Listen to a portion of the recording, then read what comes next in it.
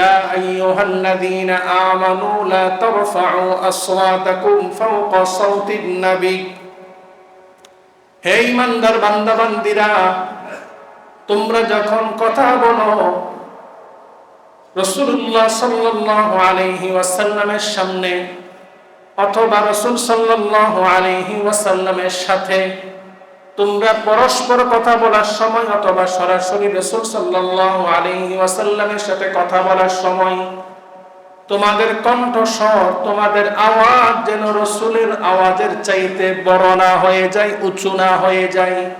লা তারফাউ আসওয়াতাকুম ফাওকা সাওতিন নবী, রাসূল সাল্লাল্লাহু আলাইহি ওয়াসাল্লামের সামনে যদি তোমাদের কণ্ঠস্বর উঁচু হয়ে যায়, রাসূলের আওয়াজের চাইতে তোমাদের আওয়াজ যদি বড় হয়ে যায়, তাহলে সেটা রাসূলের সাথে বেয়াদবি হবে। আর রাসূলের সামনে বেয়াদবি করার কারণে আনতাহবাতা আমালুকুম, তোমরা যতই নেক আমল করো না কেন তোমাদের সকল নেক আমলগুলো বরবাদ হয়ে যাবে। আল্লামানি রব্বি ফাআহসানা তা'লিমি ওয়া আদ্দাবানি রব্বি ফাআহসানা তা'দীবি। রাসূলুল্লাহ সাল্লাল্লাহু আলাইহি ওয়াসাল্লাম ইরশাদ করেন, আমি যে জ্ঞান অর্জন করেছি, আমি যে ইলম অর্জন করেছি, এই ইলমে ওয়াহী, এই জ্ঞান দুনিয়ার কোন মাখলুকের কাছ থেকে আমি অর্জন করিনি। এই ইলম, এই জ্ঞান সরাসরি আমার রব, আমার আল্লাহ আমাকে এই জ্ঞান শিক্ষা দিয়েছেন। দুনিয়ার কোন শিক্ষক আমার শিক্ষক নয়, আমার শিক্ষক, আমার মুআল্লিম হলেন সরাসরি আল্লাহ। আল্লাহ সুবহানাহু ওয়া তাআলা আমাকে জ্ঞান শিক্ষা দেওয়ার পাশাপাশি, ইলম শিক্ষা দেওয়ার পাশাপাশি আমাকে আল্লাহ তাআলা যেমনি ভাবে সবচাইতে শ্রেষ্ঠতম শিক্ষা দিয়েছেন, ঠিক তেমনি ভাবে শ্রেষ্ঠতম আদব, শ্রেষ্ঠতম শিষ্টাচার আল্লাহ তাআলা আমাকে শিক্ষা দিয়েছেন। আদ্দাবানি রব্বি ফাআহসানা তা'দীবি, সবচাইতে উত্তম আদব, সবচাইতে সুন্দর আদব, সুন্দর শিষ্টাচার আল্লাহ তাআলা আমাকে শিক্ষা দিয়েছেন। এই জন্য পৃথিবীর মধ্যে সবচাইতে শ্রেষ্ঠতম, উত্তম চরিত্রবান, উত্তম আখলাকওয়ালা, উত্তম আদবওয়ালা ছিলেন রাসূলুল্লাহ সাল্লাল্লাহু আলাইহি ওয়াসাল্লাম। রাসূলুল্লাহ সাল্লাল্লাহু আলাইহি ওয়াসাল্লামের উত্তম চরিত্র, উত্তম গুণাবলী, উত্তম আখলাক সাহাবায়ে কেরাম রিদওয়ানুল্লাহি আলাইহিম আজমাইন শিক্ষা পেয়েছেন। সেই জন্য পৃথিবীর মধ্যে আম্বিয়ায়ে কেরামের পরে সবচাইতে দামি, সবচাইতে মর্যাদার অধিকারী হলেন সাহাবায়ে কেরাম রিদওয়ানুল্লাহি আলাইহিম আজমাইন। সাহাবায়ে কেরামের মধ্যে এত আদব ছিল, তিনারা এত ভদ্র ছিলেন যে রাসূল সাল্লাল্লাহু আলাইহি ওয়াসাল্লামের সামনে তিনারা উচ্চ স্বরে কথা বলাটা, সেটাকে তিনারা এমন ভাবে মান্য করতেন যে আল্লাহ তাআলা পবিত্র কোরআনুল কারীমে সাহাবায়ে কেরামকে শিক্ষা দেওয়ার জন্য وقال سيدنا رسول الله صلى الله عليه وسلم ليس منا من لم يؤقر كبيرنا ويرحم صغيرنا ولم يعرف لعالمنا حقه أو كما قال عليه الصلاة والسلام. وقال تعالى في شان حبيبه آمرا ومخبرا إن الله وملائكته يصلون على النبي يا أيها الذين آمنوا صلوا عليه وسلموا تسليما صلى الله على وآله وأصحابه وسلم صلى الله على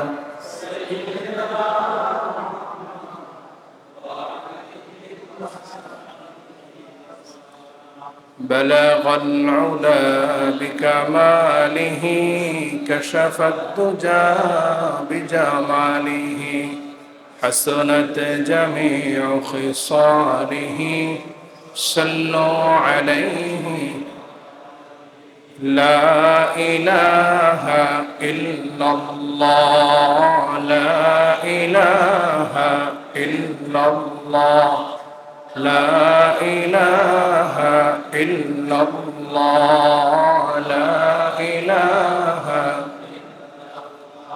لا إله إلا الله لا إله إلا الله لا إله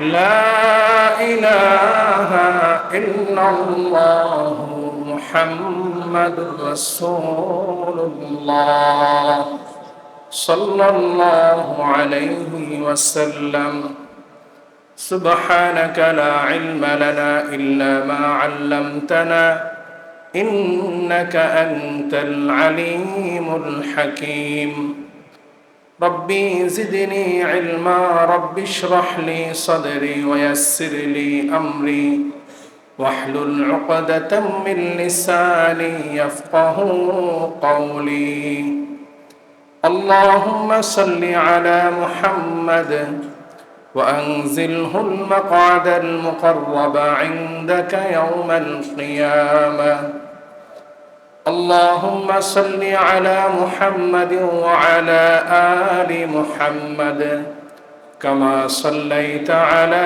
إبراهيم وعلى آل إبراهيم إنك حميد مجيد اللهم بارك على محمد وعلى آل محمد كما باركت على إبراهيم وعلى آل إبراهيم إنك حميد مجيد الحمد لله ثم الحمد لله উপস্থিত মুআজ্জাজ মুকাররম ওয়াজিবুল ইহতিরাম সম্মানিত উলামায়ে কিরাম আমার পরম শ্রদ্ধাভাজন পিতৃতুল্য সম্মানিত মুরব্বিয়ানে কিরাম সমবয়সী দিন প্রিয় ইসলাম প্রিয় যুবক তরুণ ভাইয়েরা স্নেহের মাসুম বাচ্চারা পর্দার আড় থেকে শ্রবণরতা দিনদার পর্দানিসীন সম্মানিত আমার মা ও বোনেরা দূর দূরান্ত থেকে আগত মুহিব্বিন মুতাআল্লিকিন মুসাল্লিয়ানে কিরাম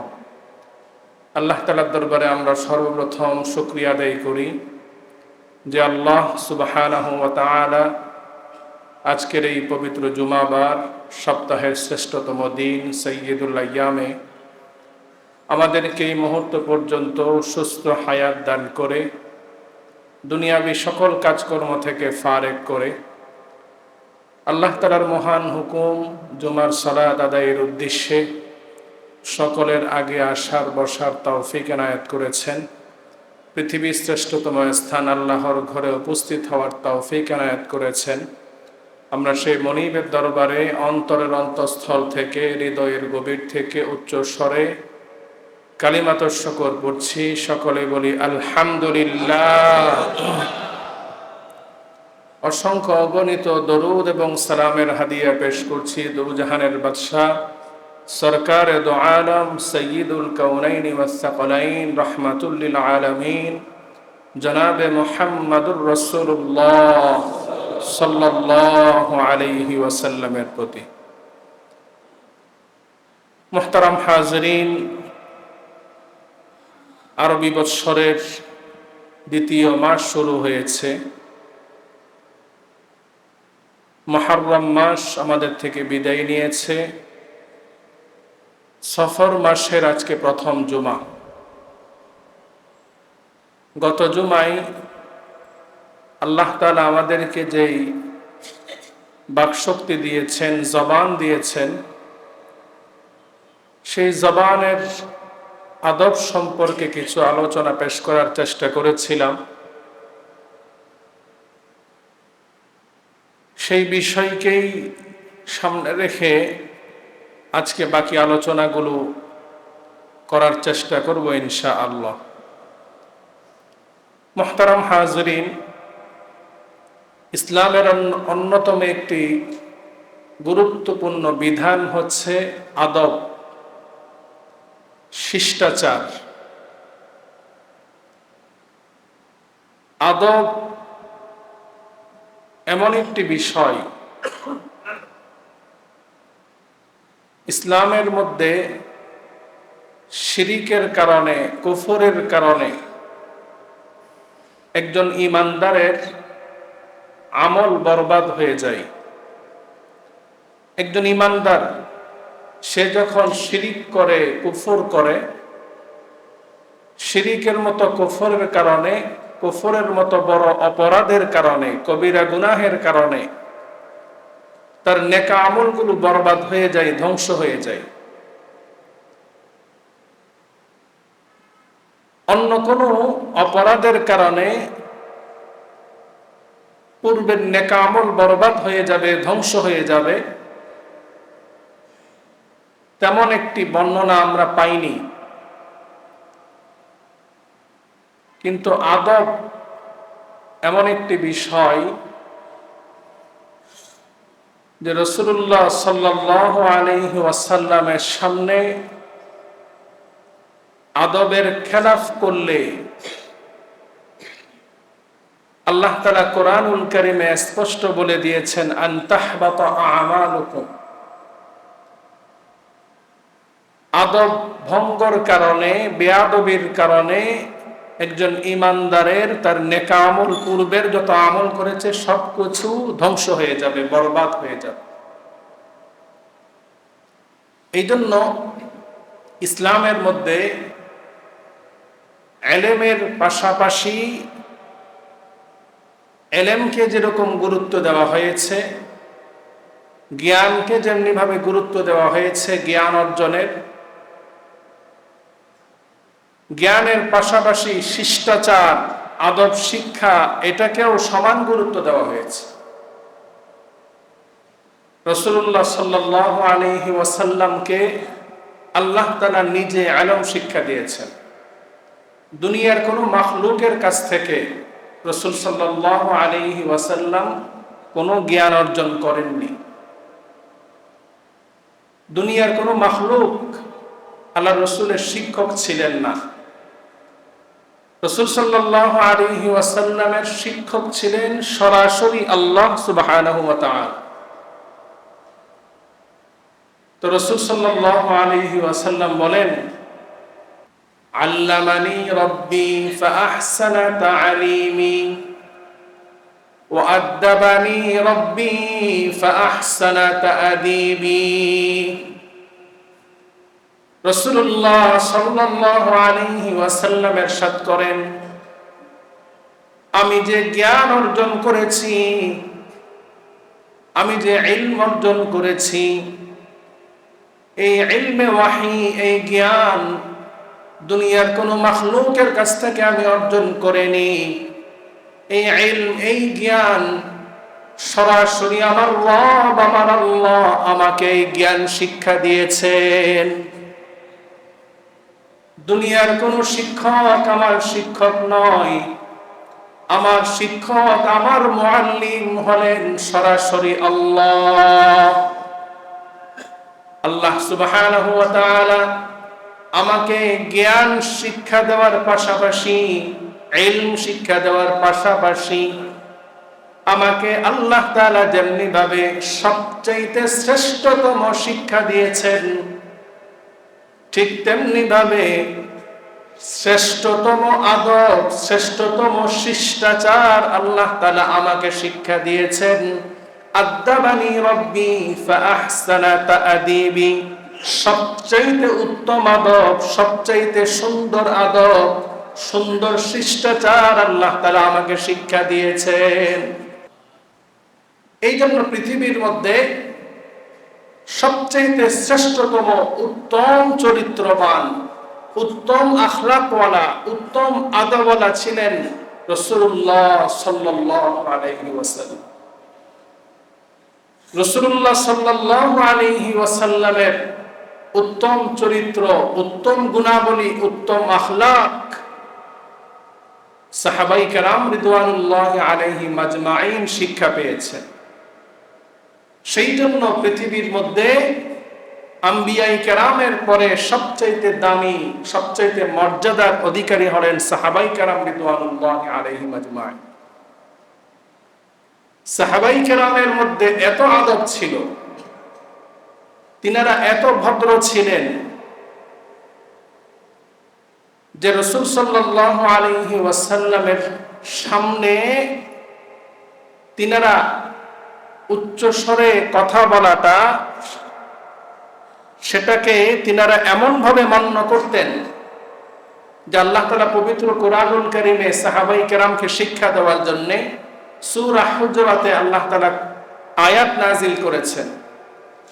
আল্লাহ তাআলা বলছেন, ইয়া আইয়ুহাল্লাযীনা আমানু লা তারফাউ আসওয়াতাকুম ফাওকা সাওতিন নবী, হে ঈমানদার বান্দা বান্দীরা, তোমরা যখন কথা বলো রাসূলুল্লাহ সাল্লাল্লাহু আলাইহি ওয়াসাল্লামের সামনে অথবা রাসূল সাল্লাল্লাহু আলাইহি ওয়াসাল্লামের সাথে, তোমরা পরস্পর কথা বলার সময় অথবা সরাসরি রাসূল সাল্লাল্লাহু আলাইহি ওয়াসাল্লামের সাথে কথা বলার সময় তোমাদের কণ্ঠস্বর, তোমাদের আওয়াজ যেন রাসূলের আওয়াজের চাইতে বড় না হয়ে যায়, উঁচু না হয়ে যায়। লা তারফাউ আসওয়াতাকুম ফাওকা সাওতিন নবী, রাসূল সাল্লাল্লাহু আলাইহি ওয়াসাল্লামের সামনে যদি তোমাদের কণ্ঠস্বর উঁচু হয়ে যায়, রাসূলের আওয়াজের চাইতে তোমাদের আওয়াজ যদি বড় হয়ে যায়, তাহলে সেটা রাসূলের সাথে বেয়াদবি হবে। আর রাসূলের সামনে বেয়াদবি করার কারণে আনতাহবাতা আমালুকুম, তোমরা যতই নেক আমল করো না কেন তোমাদের সকল নেক আমলগুলো বরবাদ হয়ে যাবে। আল্লাহ রাসূলের সামনে বেয়াদবি তো দূরে থাক, শুধু উচ্চ আওয়াজ করবে এটাও বেয়াদবি হিসাবে আল্লাহ তাআলা গণ্য করেছেন। উঁচু আওয়াজে কথা বলার কারণে তোমাদের নেক আমলগুলো বরবাদ হয়ে যাবে। এই আয়াত নাযিল হওয়ার পর থেকে সাহাবায়ে কেরাম এমন ভাবে আমল করা শুরু করলেন যে উম্মতের শ্রেষ্ঠ ব্যক্তি আম্বিয়ায়ে কেরামের পরে সাহাবায়ে কেরামের মধ্যে সবচেয়ে শ্রেষ্ঠ ব্যক্তি হলেন, মর্যাদার ব্যক্তি হলেন হযরতে আবু বকর সিদ্দিক রাদিয়াল্লাহু আনহু। আবু বকর সিদ্দিক রাদিয়াল্লাহু আনহু তিনি যখন এই আয়াত নাযিল হলো তখন থেকে তিনি রাসূলের সামনে এমন ভাবে কথা বলতেন যে মানুষ একজনের সাথে আরেকজন যখন কানে কানে কথা বলে, ফিসফিস করে কথা বলে, ঠিক তেমনি ভাবে ওই মৃদু আওয়াজে আল্লাহ রাসূলের সামনে কথা বলতেন, যাতে করে তিনার আওয়াজ আল্লাহ রাসূলের সামনে বড় না হয়ে যায়। হযরত ওমর ফারুক রাদিয়াল্লাহু আনহু তিনি একবারে নিম্ন আওয়াজে কথা বলতেন। আল্লাহ রাসূলের একজন সাহাবীর নাম ছিল, রাসূল সাল্লাল্লাহু আলাইহি ওয়াসাল্লামের একজন সাহাবী, তিনার নাম হচ্ছে কায়েস, সাবিত ইবনে কায়েস, যার কণ্ঠস্বরটা একটু বড় ছিল। সাবিত ইবনে কায়েস রাদিয়াল্লাহু আনহু তিনি আস্তে কথা বললেও দেখা যেত ওনার আওয়াজটা বড় হয়ে যেত, এটা ওনার কন্ট্রোলের বাইরে ছিল। তো এই আয়াত যখন নাযিল হয়েছে, হযরত সাবিত ইবনে কায়েস রাদিয়াল্লাহু আনহু দীর্ঘদিন পর্যন্ত রাসূল সাল্লাল্লাহু আলাইহি ওয়াসাল্লামের সামনে আসেননি। এই জন্য আসেননি যে আমি তো কথা বলার সময় আমার ছোট আওয়াজটাও বড় হয়ে যায়, না জানি আল্লাহ রাসূলের সামনে যে কোনো কথা বলতে গিয়ে আমার আওয়াজ বড় হওয়ার কারণে বেয়াদবির সম্মুখীন হলাম, আমি না জানি বেয়াদব হয়ে আমার নেক আমলগুলো ধ্বংস হয়ে যায়। দীর্ঘদিন পর্যন্ত আল্লাহ রসুলের সামনে আসেননি। রসুল সাল্লাল্লাহু আলাইহি ওয়াসাল্লাম তিনাকে ডেকে পাঠালেন সাহাবাই কেরামকে দিয়ে। আল্লাহ রসুল বললেন যে এখানে তো তোমার তো ইচ্ছা করে তোমার আওয়াজ বড় হচ্ছে না, তুমি কথা বলতে গেলে তোমার স্বাভাবিক আওয়াজটাও বড় হয়ে যাচ্ছে, এটা তোমার ইচ্ছার বাহিরে, সুতরাং এতে কোনো সমস্যা নেই। তো সাহাবাই কেরাম রিদওয়ানুল্লাহি আলাইহিম আজমাইন আল্লাহ রসুলের সামনে এতই আদব রক্ষা করতেন, রসুল সাল্লাল্লাহু আলাইহি ওয়াসাল্লামের নাম ধরে কেউ কখনো ডাকতেন না। এমনকি রসুল সাল্লাল্লাহু আলাইহি ওয়াসাল্লামের আপন চাচা হযরত আব্বাস রাদিয়াল্লাহু আনহু, তিনি তো চাচা, বাবার ভাই চাচা, আবার বয়সে তিনি বড়, তিনিও রসুল সাল্লাল্লাহু আলাইহি ওয়াসাল্লামকে নাম ধরে ডাকতেন না। তিনিও আল্লাহ রসুলকে ইয়া রাসূলুল্লাহ বলে সম্বোধন করতেন। একবার ওনাকে জিজ্ঞেস করা হলো যে আপনি তো মুহাম্মদ সাল্লাল্লাহু আলাইহি ওয়াসাল্লামের চাইতে বয়সে বড়, আবার আপনি তিনার আপন চাচা, আপনি কেন রাসূল সাল্লাল্লাহু আলাইহি ওয়াসাল্লামকে এত সম্মান করেন, এত আদব রক্ষা করেন, এত তাজিম করেন? তিনি একটি উত্তর দিয়েছিলেন, যে উত্তরটি ইতিহাসের পাতায় স্বর্ণাক্ষরে লেখা থাকবে। হযরত আব্বাস রাদিয়াল্লাহু আনহু তিনি বলেছিলেন, হুয়া আকবারু মিন্নি ওয়া আনা আসান্নু মিনহু, যে আমি রাসূল সাল্লাল্লাহু আলাইহি ওয়াসাল্লামের চাইতে বয়সের দিক দিয়ে বড় হতে পারি, কিন্তু সম্মানের দিক দিয়ে, ইলমের দিক দিয়ে আমার চাইতে অনেক অনেক বেশি বড় হচ্ছে মুহাম্মদ সাল্লাল্লাহু আলাইহি ওয়াসাল্লাম। ইসলাম আমাদেরকে এই আদব শিক্ষা দিয়েছে, আদব রক্ষার কথা বলেছে এই জন্য, যাতে করে আমাদের প্রত্যেকটা সেক্টর, আমাদের পারিবারিক জীবন, সামাজিক জীবন, রাষ্ট্রীয় জীবন, প্রতিটি ক্ষেত্রেই যেন শান্তি শৃঙ্খলা বজিয়ে থাকে। আজকে একটি আদর্শ পরিবার গঠন করার জন্য আমরা যদি চাই, সেখানে যদি পরিবারের যারা বড় আছে, পরিবারের যারা মুরব্বী আছে, তাদেরকে যদি পরিবারের অধীনস্থরা মান্য না করে, আদব তাজিম না করে, তাদের কথা না শুনে, তাহলে একটি আদর্শ পরিবার কখনো গঠন করা সম্ভব নয়। আজকে পরিবার থেকে আদব উঠে গিয়েছে। বড় ভাই ছোট ভাই, ছোট ভাই বড় ভাইকে মানছে না, সন্তান পিতামাতাকে মানছে না, স্ত্রী স্বামীকে মানছে না। পারিবারিকভাবে সন্তানকে আদব শিক্ষা দেওয়া এটা পিতামাতার দায়িত্ব। আজকাল অনেক পিতামাতা আমরা সন্তানদেরকে আদব শিক্ষা দেওয়ার ক্ষেত্রে বড়ই ব্যর্থতার পরিচয় দিচ্ছি। একটা সময় দেখা যেত যে এলাকার যুব সমাজ তারা রাস্তাঘাটে দাঁড়িয়ে কোথাও আড্ডা দিচ্ছে, বা কেউ দাঁড়িয়ে সিগারেট টানতেছে, এলাকার কোনো মুরব্বীকে দেখলে তারা হাত থেকে সিগারেট ফেলে দিত, বসা থাকলে দাঁড়িয়ে যেত, মুরব্বীদেরকে সালাম দিত। কিন্তু বর্তমান সময়ে এই আদবটা আর নেই। মুরব্বীরা হেঁটে চলে যাচ্ছেন, যুব সমাজ দাঁড়িয়ে দাঁড়িয়ে সিগারেট খাচ্ছে, যুব সমাজ তারা অন্যায় অপরাধ করে যাচ্ছে, তাদের মধ্যে কোনো প্রকারের বোধ শক্তি নেই যে একজন মুরব্বী, একজন সম্মানের ব্যক্তি, তাকে সম্মান দেওয়া আমার দায়িত্ব, সম্মান করা আমার দায়িত্ব।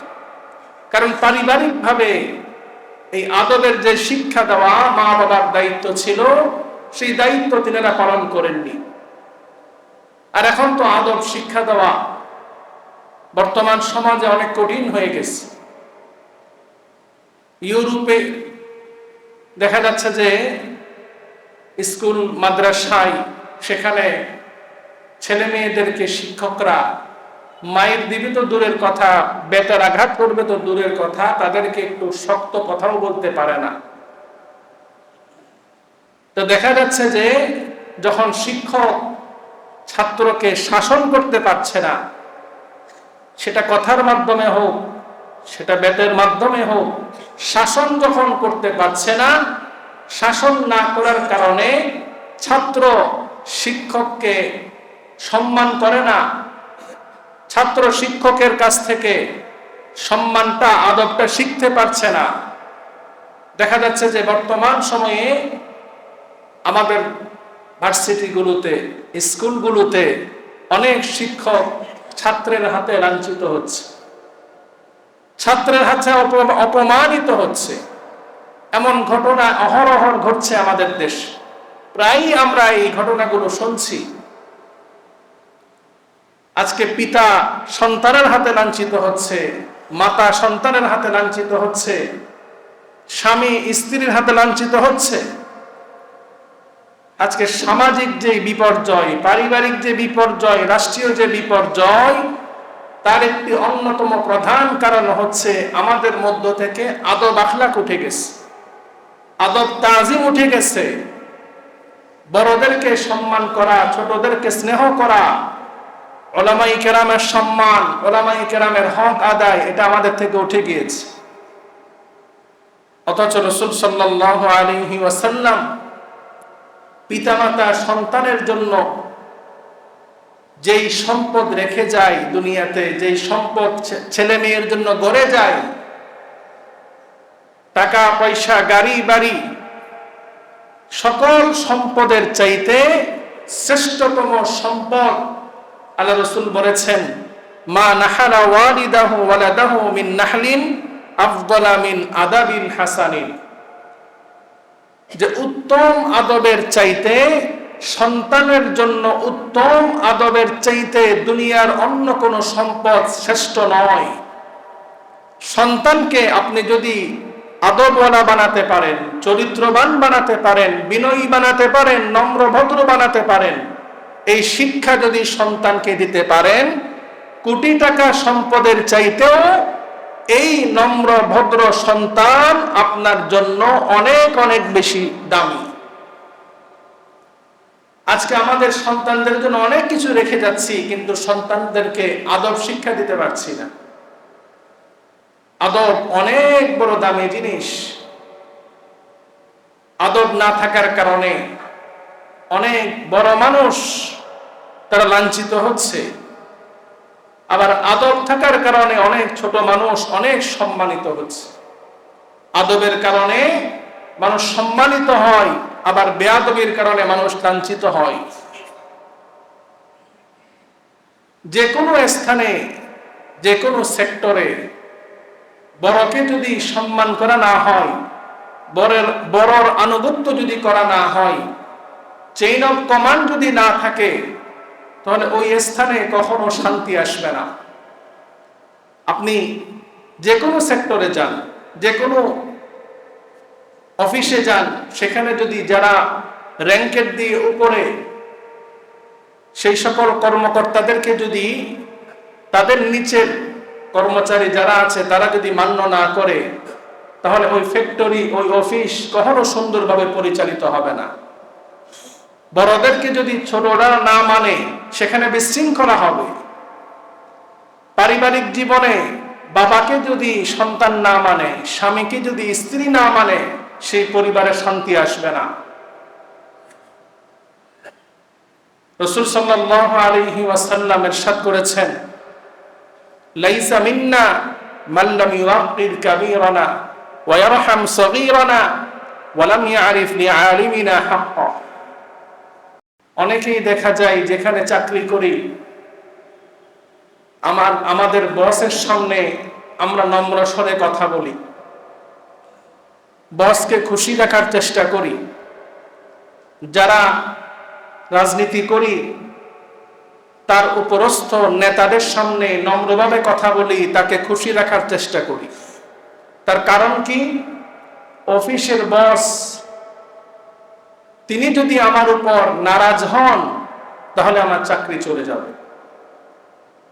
বসের সন্তুষ্টি আমার উন্নতির কারণ মনে করি, রাজনীতিতে উপরস্থ নেতার সন্তুষ্টি আমার উন্নতির কারণ মনে করি।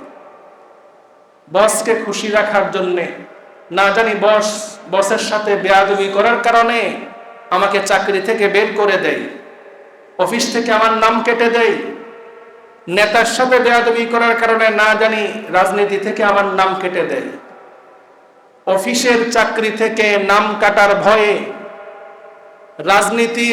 রাজনৈতিক দল থেকে বহিষ্কারের ভয়ে আমরা অফিসের বসকে সম্মান করি, রাজনৈতিক নেতাদেরকে সম্মান করি। কিন্তু রাসূল সাল্লাল্লাহু আলাইহি ওয়াসাল্লাম বলেছেন, আমার উম্মতের লিস্টি থেকে নাম কাটা যাবে ওই ব্যক্তিদের যারা বড়দেরকে সম্মান করবে না, ছোটদেরকে স্নেহ করবে না এবং উলামায়ে কেরামকে যথাযথ সম্মান করবে না। তাদেরকে আমার উম্মতের লিস্টি থেকে তাদের নামগুলো আমি কেটে দেব। নাউযুবিল্লাহ। রাসূল সাল্লাল্লাহু আলাইহি ওয়াসাল্লাম তিনি যদি উম্মতের লিস্টি থেকে আমাদের নামগুলো কেটে দেয়, তাহলে আমি আপনি কবরে গেলে কি পরিচয় দিব? কার পরিচয়ে কবরে চলব? কবরে চলার জন্য আল্লাহ রসুলের পরিচয় আমাদের লাগবে। দুনিয়াতে চলার জন্য হয়তোবা আপনার নেতার পরিচয়ে আপনি চলতে পারেন, আপনার বসের পরিচয়ে আপনি চলতে পারেন, কিন্তু মৃত্যুর পরে আপনার বসের পরিচয় কোনো কাজে আসবে না। মৃত্যুর পরে আপনার নেতার পরিচয় কোনো কাজে আসবে না। মৃত্যুর পরে আমার আপনার পরিচয় দিতে হবে রাসূলুল্লাহ সাল্লাল্লাহু আলাইহি ওয়াসাল্লাম। এই জন্য মুহতারাম হাজরিন, রাসূলুল্লাহ সাল্লাল্লাহু আলাইহি ওয়াসাল্লাম বলেছেন, যে ব্যক্তি বড়কে সম্মান করে না, বড় সে বয়সে বড় হতে পারে, বড় সে ইলমে বড় হতে পারে, জ্ঞানে বড় হতে পারে, বড় সে পদ পদবিতে বড় হতে পারে, সে আমার বয়সে বড় হোক, ইলমে বড় হোক, জ্ঞানে বড় হোক, পদ পদবিতে বড় হোক, তাকে সম্মান করা আমার দায়িত্ব। ঠিক তেমনি ভাবে ছোটকে স্নেহ করা সেটাও আমাদের দায়িত্ব। পারিবারিকভাবে আজকে অশান্তি হওয়ার অন্যতম আরেকটি কারণ হচ্ছে স্ত্রী স্বামীকে সম্মান করছে না, স্বামী স্ত্রীকে স্নেহ করছে না। স্বামী সে এত মর্যাদাবান, রাসূলুল্লাহ সাল্লাল্লাহু আলাইহি ওয়াসাল্লাম বলেছেন, যদি আল্লাহ ছাড়া অন্য কাউকে সেজদা দেওয়া জায়েজ হতো, তাহলে আমি স্ত্রীদেরকে বলতাম তারা যেন স্বামীদেরকে সেজদা দেয়। স্ত্রীর জন্য স্বামীর মর্যাদা কত বেশি। ঠিক তেমনি ভাবে আল্লাহ তাআলা কোরআনে আবার বলেছেন, ওয়াকুলনা কাওলাম মা'রুফা, যে তোমরা স্ত্রীদের সাথে সুন্দর আচরণ করবে, উত্তম আচরণ করবে, ভালো আচরণ করবে। আমাদের অনেক স্বামীরা আছি যারা বাহিরে অনেক ভদ্রভাবে চলি, সমাজের মধ্যে অনেক ভালো মানুষ হিসাবে আমরা পরিচিতি লাভ করেছি, কিন্তু আমার ঘরে আমার স্ত্রীর কাছে আমি একদম জঘন্য মানুষ। স্ত্রীর সাথে কথা বলতে গেলে আমরা অনেক সময় দেখা যায় স্ত্রীর গায়ে হাত তুলি। অনেকেই আমরা আছি স্ত্রীর উপর জুলুম করি। ইসলাম নিষেধ করেছে, হারাম, স্ত্রীর উপর জুলুম হারাম, স্ত্রীর গায়ে হাত তোলা নিষেধ। এই জিনিসটা অনেকের দ্বারা হয়ে থাকে, যার কারণে স্ত্রীর হক যখন আমি আদায় করছি না, স্ত্রীর সাথে যখন আমি বাজে ব্যবহার করছি, স্ত্রীর গায়ে যখন হাত তুলছি, স্ত্রীকে মারধর করছি, তখন আমি স্ত্রীর কাছে আর সম্মানের পাত্র থাকছি না। সে আর আমাকে সম্মান করবে না। স্ত্রীর সাথে সুন্দর আচরণ করতে বলা হয়েছে। মেয়ে মানুষ, তাদের মধ্যে ভুল থাকতে পারে। আল্লাহ রাসূল বলেছেন, মেয়েদেরকে আল্লাহ তাআলা এমন ভাবে তৈরি করেছেন, এমন ভাবে সৃষ্টি করেছেন, বাঁকা হাড্ডি থেকে যে তাদের মধ্যে একটু বক্রতা থাকবে, তাদের মধ্যে একটু মান অভিমান থাকবে। সেই জন্য আপনি যদি তাদেরকে একবারে সোজা বানাই ফেলতে চান আলিফের মতো, সেটা করতে গেলে আবার ভেঙে যাবে, সেটা আপনি করতে পারবেন না। আবার তাদেরকে যদি আবার তাদের মতো একবারে ছেড়ে দেন যে যেভাবে মনে চাই সেভাবে চলুন, তাহলে সেটার দ্বারাও তারা ধ্বংস হয়ে যাবে, বরবাদ হয়ে যাবে। এই জন্য তাদেরকে উত্তম আচরণের মাধ্যমে, সুন্দর উপদেশের মাধ্যমে তাদেরকে বুঝানো। তাদেরকে আপনি শাসন করেন, কিন্তু শাসনের একটা লিমিট আছে। তাদেরকে আপনি কঠিন কথা বলেন, ধমক দিয়ে কথা বলেন, এই কথা আপনি সুন্দরভাবে বলেন, গালিগালাজের মাধ্যমে নয়।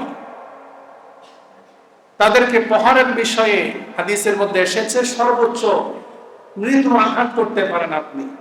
ছোট যে মেসওয়াক আছে, ছোট যে কলম আছে, সেই কলম দিয়ে হালকা এভাবে আপনি আঘাত করতে পারেন।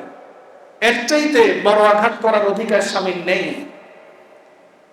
কোনো অঙ্গহানি করা, গায়ের মধ্যে কোনো আঘাতের চিহ্ন হওয়া, এখন তো কথায় কথায় দেখা যাচ্ছে যে স্বামী স্ত্রী এমন লাগে, এমন একটা পরিস্থিতি হয়ে যায় যে একজন আরেকজনকে খুন করার জন্য প্রস্তুত হয়ে যায়। স্বামী নেই, বড় লাঠি, স্ত্রীর পাকঘর থেকে দা বটি নিয়ে আসে, একজন একজনকে মেরে ফেলবে।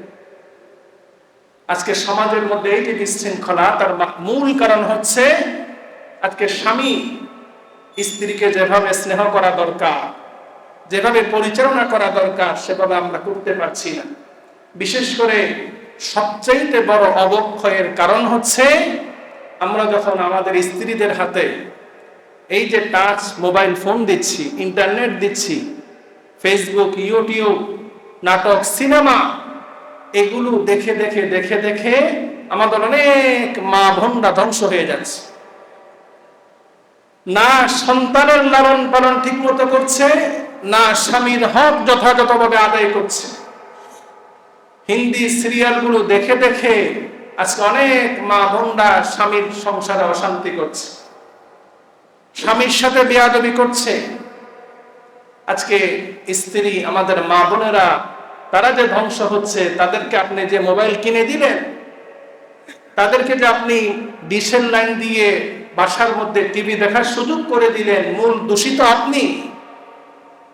এগুলো দেখে দেখে তো সে ধ্বংস হচ্ছে, এগুলো দেখে দেখে তো সাহস পাচ্ছে। আর ইসলামের শত্রুরা, তারা তো আছেই নারীদেরকে পণ্য বানানোর জন্য যা যা করা দরকার, স্বাবলম্বী বানানোর নাম দিয়ে নারীদেরকে ঘর থেকে বের করছে। আজকে আমাদের অনেক মা বোনেরা, তারা বিভিন্ন বড় বড় সেক্টরে চাকরি করছে। আপনি ডাক্তার হয়ে আপনি সেবা প্রদান করেন, আপনি শিক্ষক হয়ে সেবা প্রদান করেন, আপনি পর্দার সাথে আপনি দায়িত্ব পালন করেন, সমস্যা নেই, ইসলাম এটাতে নিষেধ করে না। কিন্তু আপনি বেপর্দায়, ম্যাক্সিমাম রিসিপশনে দেখবেন বেপর্দা নারীদেরকে বসিয়ে দিচ্ছে। সেটা হোটেল হোক, সেটা অফিস হোক, ডায়াগনস্টিক সেন্টার হোক, যেখানে যাবেন সেখানে দেখবেন বেপর্দা সুন্দরী রমণীদেরকে বসিয়ে রেখেছে। আসলে এটার দ্বারা নারীর সম্মান বাড়ছে না। আমাদের মা বোনেরা বুঝে না যে আমাদেরকে পণ্য বানানো হচ্ছে, আমরা তো সম্মানের জিনিস। দুনিয়াতে আল্লাহ রাসূল সাল্লাল্লাহু আলাইহি ওয়াসাল্লাম বলেন যে দুনিয়াতে যত সম্পদ আছে, সকল সম্পদের চাইতে দামি হলো নেককার স্ত্রী। নেককার স্ত্রী অনেক দামি নিয়ামত। এই জন্য পর্দার সহিত আপনি কর্ম করেন, আপনি ইনকাম করেন, ইসলাম এতে বাধা দিচ্ছে না। কিন্তু বেপর্দায় আপনি যখন যে কোনো কাজ করবেন, কখনো ইসলাম সমর্থন করবে না। স্বামীর দায়িত্ব স্ত্রীর ভরণ পোষণ দেওয়া, স্ত্রীর সম্পূর্ণ ভরণ পোষণের দায়িত্ব স্বামীর দায়িত্ব। স্বামী যদি স্ত্রীকে ভরণ পোষণ দিতে ব্যর্থ হয়, তাহলে রাষ্ট্রের দায়িত্ব। কিন্তু এখন তো রাষ্ট্র দায়িত্ব নিচ্ছে না, যার কারণে আমাদের মা বোনদেরকে ঘর থেকে বের হতে হচ্ছে। আর অনেক সময় দেখা যায় যে পারিবারিকভাবে, অর্থনৈতিকভাবে যথেষ্ট পরিমাণ ভালো অবস্থানে থাকার পরেও অনেক মা বোনেরা প্রয়োজন ছাড়া দেখা যাচ্ছে তারা ঘর থেকে বের হয়ে যাচ্ছে। এটার দ্বারা হচ্ছে কি, স্বামী স্ত্রীর যেই বন্ধন, যেই সম্মান একে অপরের প্রতি, সেটা নষ্ট হয়ে যাচ্ছে। ম্যাক্সিমাম আমাদের দেশে যতগুলো ডিভোর্স হচ্ছে, 90% ডিভোর্স খতিয়ে দেখলে দেখা যাবে স্ত্রী সে বাহিরে কোথাও চাকরি করে, স্ত্রী কর্মজীবী। ম্যাক্সিমাম ডিভোর্সের ক্ষেত্রে দেখা যাচ্ছে ম্যাক্সিমাম স্ত্রীরা কর্মজীবী।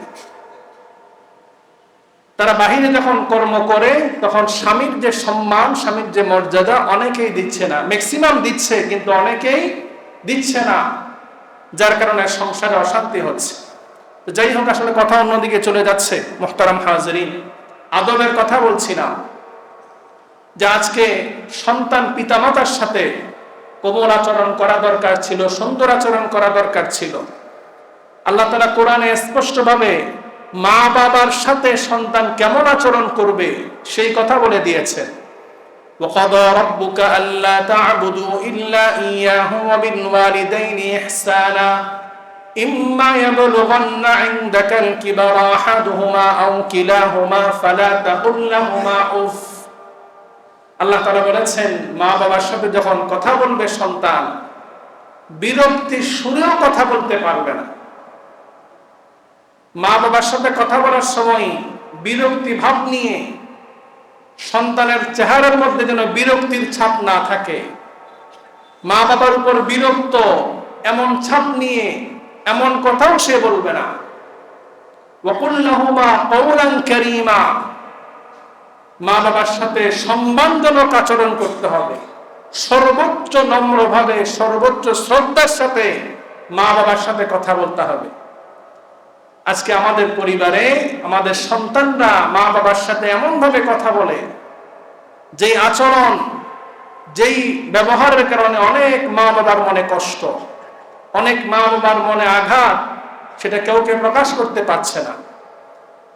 সন্তান যদি মা বাবার মনে কষ্ট দেয়, মা বাবা যদি সন্তানের উপর নারাজ হয়, খেয়াল রাখবেন সেই সন্তান, সে বড় আলেম হতে পারে, বড় ডাক্তার হতে পারে, ইঞ্জিনিয়ার হতে পারে, সচিব হতে পারে, দুনিয়াতে যত বড়ই হোক না কেন, আল্লাহ তাআলা তাকে দুনিয়াতেও লাঞ্ছিত করবেন, আখিরাতেও লাঞ্ছিত করবেন। মুহতারাম হাজরিন, আদব রক্ষা করা, পারিবারিকভাবে আমরা ছোটরা যারা আছি, আমাদের বাবার সাথে আমরা আদব রক্ষা করে কথা বলবো, মার সাথে আদব রক্ষা করে কথা বলবো, স্বামীর সাথে স্ত্রীরা আদব রক্ষা করে কথা বলবো। সামাজিকভাবে যারা নেতৃত্ব স্থানীয় যারা আছেন, মুরব্বী যারা আছেন, ছোটরা মুরব্বীদের সাথে আদব রক্ষা করে কথা বলবো। ওলামায়ে কেরাম যারা আছেন, ওলামায়ে কেরামের সাথে আমরা সবাই আদব রক্ষা করে কথা বলবো। আমরা যখন দুনিয়াবি কোনো মজলিসে যাই, এমন মজলিস যেখানে বড় কোনো ব্যক্তিরা এসেছে, মন্ত্রী এসেছে, এমপি এসেছে, প্রধানমন্ত্রী এসেছে, সেই মজলিসকে আমরা অনেক সম্মান করি, অনেক মর্যাদায় সেই মজলিসের সম্মান রক্ষার জন্য যা যা করা প্রয়োজন তা করি। কিন্তু দুনিয়ার মধ্যে মন্ত্রী, মিনিস্টার সকলের মজলিসের চাইতে সবচাইতে দামি মজলিস হলো আল্লাহর ঘর, সবচাইতে দামি স্থান হলো আল্লাহর ঘর। মন্ত্রী নারাজ হবে, নেতা নারাজ হবে, সেই ভয়ে ওই মজলিসে আমরা কোনো আদবের খেলাফ কথা বলি না, উচ্চবাচ্য করি না। কিন্তু আল্লাহর ঘরে এসে আল্লাহ নারাজ হবে সেই ভয় আমাদের মধ্যে নাই। সামান্য থেকে সামান্য কিছু হলেই আমরা উচ্চ আওয়াজে মসজিদে কথা বলি। আমাকে আপনাকে এই বিষয়টা মাথায় রাখতে হবে, আমি আল্লাহর ঘরে এসেছি, আমি আল্লাহর মেহমান। আল্লাহর ঘরে আমি এসেছি আল্লাহর মেহমান হয়ে। আমি যদি এখানে উচ্চ আওয়াজে কথা বলি, আমি যদি এখানে আদবের খেলাফ করি, সরাসরি আল্লাহর সাথে বেয়াদবি করছি। মুহতারাম হাজিরিন, মসজিদের অনেকগুলো আদব রয়েছে। মসজিদের আদব সমূহের মধ্যে একটি গুরুত্বপূর্ণ আদব হচ্ছে উচ্চ আওয়াজে কথা না বলা। সামান্য বেশকম হলেই কোনো একটা ত্রুটি পেলেই আমরা এমনভাবে কথা বলি যেটার কারণে পার্শ্ববর্তী মুসল্লি নামাজ পড়ছে, পার্শ্ববর্তী মুসল্লি ইবাদত করছে, তাদের ইবাদতের ক্ষতি করে ফেলছে। আপনার যদি কথা একান্ত প্রয়োজন হয়, আপনি ইশারার মাধ্যমে কথা বলেন, আপনি ছোট আওয়াজে কথা বলেন, যাতে করে আরেকজন ভাইয়ের কষ্ট না পায়। সামান্য থেকে সামান্য বেশ কম হলে আমরা ঝগড়া লেগে যাচ্ছি। এই জন্য আল্লাহর ওয়াস্তে, আল্লাহর ঘর মসজিদের আদবের খেলাফ হয় এমন কাজ আমরা করব না।